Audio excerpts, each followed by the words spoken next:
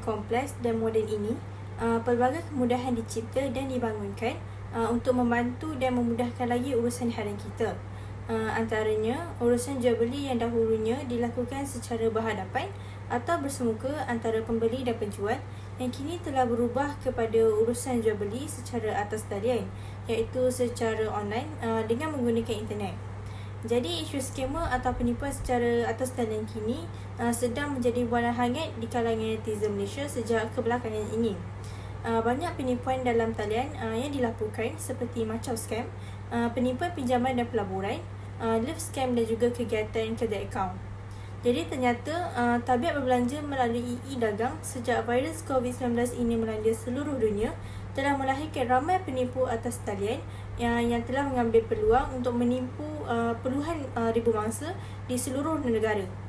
Jadi, kes penipuan e-dagang yang dikesan secara semakin meningkat secara mendadak, terutamanya ketika pelaksanaan Perintah Kawalan Pergerakan PKP yang menyebabkan rakyat terhad dalam pergerakan dan beralih untuk membuat pembelian atau jualan secara atas talian. Jadi, dalam kebanyakan kes penipuan e-dagang, ramai orang ditipu dan kerugian yang mereka hadapi adalah dalam jumlah yang besar dan juga dalam jumlah yang kecil. Hal ini kerana ramai mangsa mudah tertipu dan terpedaya hanya dengan melihat gambar produk dan testimoni kebaikan produk yang dijual dan diiklankan di semua platform media sosial, khususnya di aplikasi Instagram dan Facebook, yang rata-rata pengguna aplikasi tersebut adalah dari kalangan remaja dan dewasa. Jadi perkara ini tidak hairan kerana penipu sangat tertarik dengan proses permohonan visa, pembukaan akaun bank dan pemindahan wang yang sangat mudah di negara kita. Jadi dalam Al-Quran juga Allah SWT telah berfirman dalam surah Al-Hujurat ayat 6 yang bermaksud, wahai orang-orang beriman, jika datang kepada kamu seorang fasik membawa sesuatu berita, maka selidiklah untuk menentukan kebenarannya. Jadi ayat ini telah menerangkan bahawa sebagai seorang Muslim, kita hendaklah menjadi pengguna internet yang bijak dan jangan kita semua mudah terpedaya dan terpengaruh dengan janji dan ganjaran palsu yang terdapat di media sosial tanpa diselidik dahulu kebenaran dan kesahihannya. Jadi agama Islam juga melarang keras sebarang bentuk muamalat yang di dalamnya terdapat unsur-unsur penipuan, seperti mana yang disebut dalam sebuah hadis riwayat Muslim. Rasulullah SAW bersabda, maksudnya, barang siapa yang menipu, maka ia bukanlah dari golongan umatku. Jadi jelaslah di sini bahawa Islam mengharamkan semua jenis bentuk penipuan, sama ada penipuan itu berlaku secara berhadapan ataupun di dalam alam maya. Jadi kita sebagai umat Islam haruslah menjauhkan diri dan memelihara akhlak kita sebagai dari perbuatan yang keji ini, kerana di akhirat kelak kita akan diazab oleh Allah dengan penuh seksa kerana telah menganiaya manusia yang tidak bersalah. Assalamualaikum. Hari ini saya akan membentangkan objektif tentang fahsilan video ini. Skema atau lebih dikenali sebagai sindiket penipuan kewangan ialah sebuah kegiatan yang telah dilakukan oleh pihak yang tidak memoral, di mana mereka akan mengambil kesempatan terhadap mangsa dengan memperdayakan mangsa berkaitan dengan wang yang mungkin akan bernilai ratusan atau boleh mencecah ribuan ringgit. Namun, masih terdapat segelintir masyarakat yang mengambil enteng mengenai perkara ini. Oleh itu, objektif video ini dipaparkan adalah untuk mendedahkan kepada semua masyarakat mengenai bahayanya isu sindiket penipuan kewangan ini terhadap seseorang. Sebagai contoh, apa kaedah yang dilakukan oleh skamer untuk menipu seseorang? Dan antara golongan yang kebiasaannya yang disasarkan oleh pihak skamer adalah orang kaya, orang yang mempunyai usahawan sendiri, dan paling sedih lagi adalah warga tua, kerana bagi mereka warga tua ini lebih mudah tertipu berbanding orang muda. Oleh itu, orang ramai harus bijak dalam mencari cara untuk mengendalikan jika berlakunya aktiviti penipuan kewangan ini. Selain itu juga, dengan video ini juga kita dapat memberi peringatan kepada orang awam supaya lebih berhati-hati apabila melakukan sesuatu yang melibatkan wang yang mencecah ribuan ringgit. Dan seterusnya, saya akan paparkan video ceramah yang berkaitan hukum tentang jenayah skamer. Apa hukum sekarang ni orang makan hasil orang dengan scam orang, tipu orang dan sebagainya. Tipu ni ada 3 hukum. Satu, makruh. Kata ulama lah, saya tidak ulama. Yang kedua, dosa kecil. Yang ketiga, dosa besar. Ada lagi tipu sunat, tipu harus dia lagi. Hak tipu hak tak oleh. Makruh ni dia tipu cerita. Orang cerita ada tanah, dia ada tanah kau 40,000 ekar dia di Vietnam. Dia tipu orang bagi sembang. Faham tak lagi? Orang cerita bak mata cicing, dia ada kau mata cicing, ada jin 2 ekor duduk dalam. Faham lagi? Padahal tak ada benda pun. Nah, orang cerita bak lombong biji, dia ada 3 lombong mah. Padahal dia pakai luar ikat tali kopi ya. Faham? Tapi dia tak tipu orang apa semua. Jenis sembang seorang ni makruh cakap gitu. Faham lagi? Tapi kalau tipu orang, hukumnya haram. Dosa kecil jika tak libatkan harta, dosa kecil jika tidak jatuhkan maruah orang, dosa kecil jika tidak jadi yang terbalik, hak itu menjadi batil, batil menjadi hak. Kalau tipu jenis niaga ambil harta orang, dosa besar. Faham? Jual ayam. Ayam sekar, boh atas tu 2 kilo. Boleh? Boleh. Dia pun cabut kaki. Kaki dah boh, getang. Kaki kau lama kau banyak kaki. Lah kali kaki tu dijual sekilo 15 riyal pula. Kira apa kaki? 8 riyal pula jual kat orang. Kaki hak tuang tu. Pokoknya haram. Nampak lagi? Niaga. Nampak tak? Amal tak gitu? Pihak tak kepala, maka kedara haram. Nah, di laut bahan bubur kan. Seluruh naik bubur kan. Mata macam beruk ni. Liur. Faham? Bahan ikan merah 2 ekor, ikan gerong 2 ekor. Faham? Ni. Nak kata nak gantung saja tu pangai bahan bubur. Bahan isi. Nah. Satu hari Nabi SAW dia jalan di pasar, dia tengok orang jual buah. Lalu Nabi pun masukkan tangan, cium, jaluk gitu. Dan bawah tu basah, buah tu bahan air. Nabi kata, "Mahal tak? Apa ni? Buah ni gini. Depan molek, bawah air." Dia kata kena hujan. Nabi kata kalau meletak yang basah ni hadapan, manusia dapat nampak orang yang menipu bukan dari kalangan kami. Kita jual buah lebang, jual ikan lebang, jual sotong lebang, lebang habis. Daripada atas menteri apa habis-habis hina rakyat. Lebang hokmo. Faham lagi? Hidup kita ni hidup menipu. Kenapa? Kerana kita duduk di zaman Nabi kata, sayakunu 'alan nasi sanawatun khadda'at.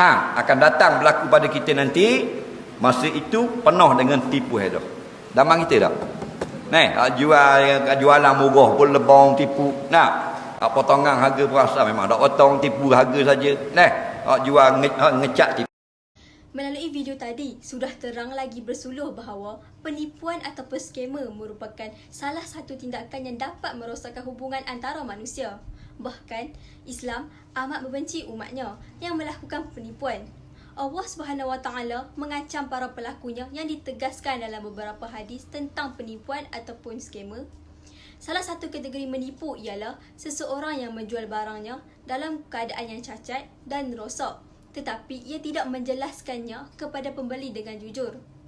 Dalam menanggapi hal semacam ini, Rasulullah pernah bersabda, sesama Muslim adalah saudara. Oleh kerana itu, seseorang tidak boleh menjual barang yang cacat ataupun rosak kepada saudaranya, kemudian tanpa menjelaskan cacat tersebut.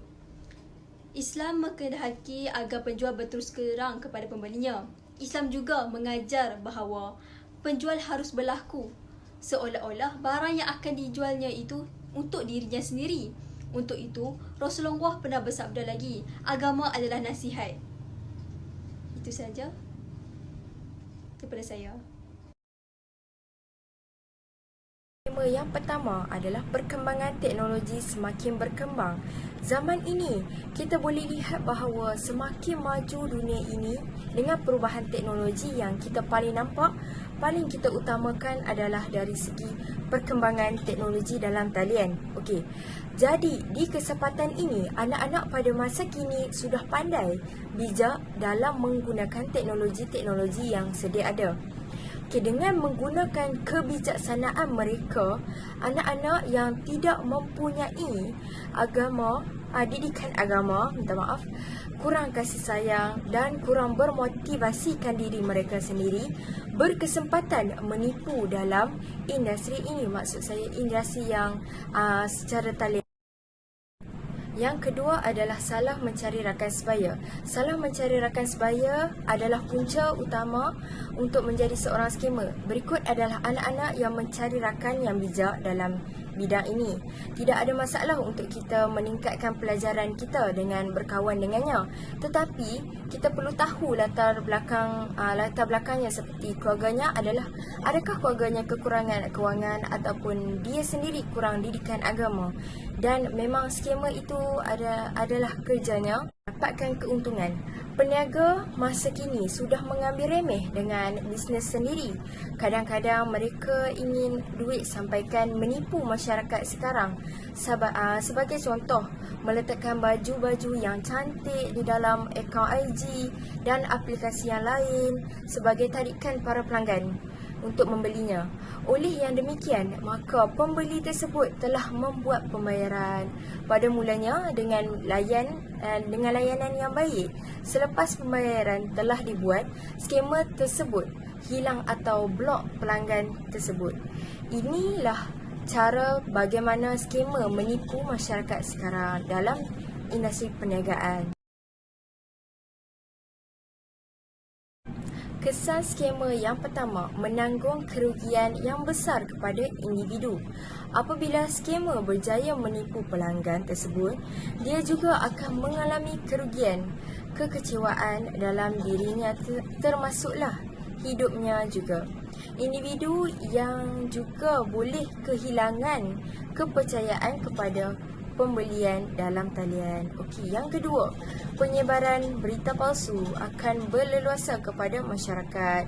Apabila skamer menipu para TikToker, Instafamous, artis dan orang-orang yang suka update dalam media sosial, para skamer akan terjejaskan imej mereka dan apabila ditangkap oleh polis atau pihak-pihak yang berkuasa, maka para skamer juga akan mendapat dendaan atau dikenakan saman dan sebagainya. Yang terakhir, keselamatan negara akan terjejas. Apabila skamer berjaya membuat masyarakat tertipu dengan mereka, maka keselamatan dari segi teknologi dalam talian akan terjejas dan tersebar luas di negara-negara lain juga. Disebabkan itu, kuranglah kepercayaan negara luar terhadap negara Malaysia. Pada hari ini, saya akan berkongsi langkah-langkah untuk mengatasi masalah penipuan secara atas talian ataupun lebih mudah dikenali sebagai skamer. Langkah yang pertama, sentiasa semak dan siasat kesahihan. Kebanyakan kes penipuan internet bermula dengan iklan ataupun pautan yang tidak sahih. Kebanyakan mangsa terperdaya dengan gambar, nilai habuan atau video yang digunakan hanya untuk menipu mereka. Selain itu, kita juga digalakkan untuk mengelak daripada membuka SMS atau mesej daripada mana-mana sosial media yang diterima daripada bukan kenalan kita. Untuk makluman, Polis Diraja Malaysia (PDRM) telah menyediakan sebuah laman web untuk masyarakat Malaysia menyemak kesahihan nombor telefon. Melalui laman web ini, masyarakat boleh mengetahui nombor telefon itu mempunyai rekod penipuan ataupun tidak.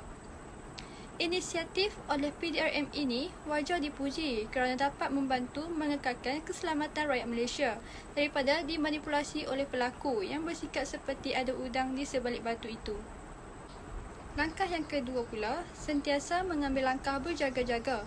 Apabila menggunakan internet di komputer, kita terdedah kepada pelbagai ancaman cyber khususnya sewaktu kita melayari laman perbankan atau melakukan transaksi atas talian. Langkah keselamatan yang boleh diambil adalah dengan memuat turun dan memasang aplikasi perisian antivirus yang boleh menghalang ancaman cyber daripada menyerang gadget kita yang gunakan setiap hari. Kita juga hendaklah memastikan laman yang dilayari, khususnya laman perbankan, adalah laman yang betul dan tepat. Selain itu, jangan pernah berkongsi maklumat peribadi seperti nombor akaun bank, kata laluan perbankan dalam talian, kod CVV pada kad bank dan nombor teks. Semua perkara tersebut perlu disimpan dan hanya digunakan untuk kegunaan diri sendiri sahaja dan jangan dikongsikan kepada orang lain.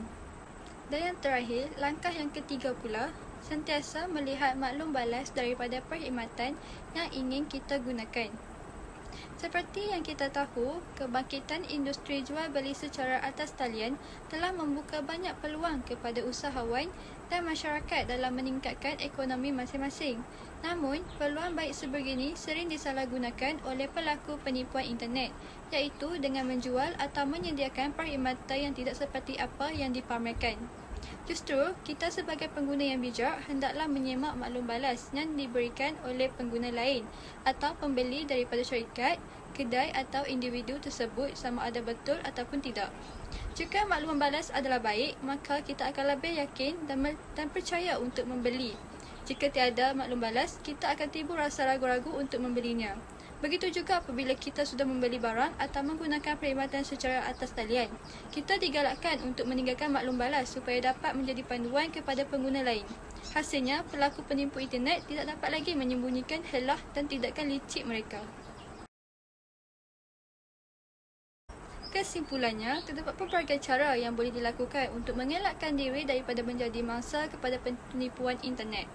Pihak berkuasa harus bertindak melakukan kempen kesedaran secara meluas berkenaan isu ini supaya tidak memudaratkan kemaslahatan masyarakat di Malaysia. Kita pula sebagai pengguna internet haruslah bijak dalam menjaga keselamatan data yang kita kongsi dan simpan agar tidak dimanipulasi oleh segelintir pihak yang tidak bertanggungjawab. Pada pendapat saya, kita sebagai manusia yang berhati murni janganlah sesekali menipu orang lain untuk kesenangan hidup sendiri. Kerana kesenangan yang diperolehi daripada kesesaraan orang lain tidak akan kekal lama. Selain itu, hidup juga akan dimurkai dan tidak diberkati oleh Allah Subhanahu Wa Taala kerana hidup menggunakan sumber duit yang haram iaitu mencuri. Akhir kata dari saya, semoga setiap usaha yang dilaksanakan untuk membatalkan penipuan internet dapat memberikan hasil yang positif. Kerana pepatah Melayu ada berkata, pelanduk melupakan jerat tetapi jerat tidak melupakan pelanduk. Sekian dari kumpulan saya. Terima kasih.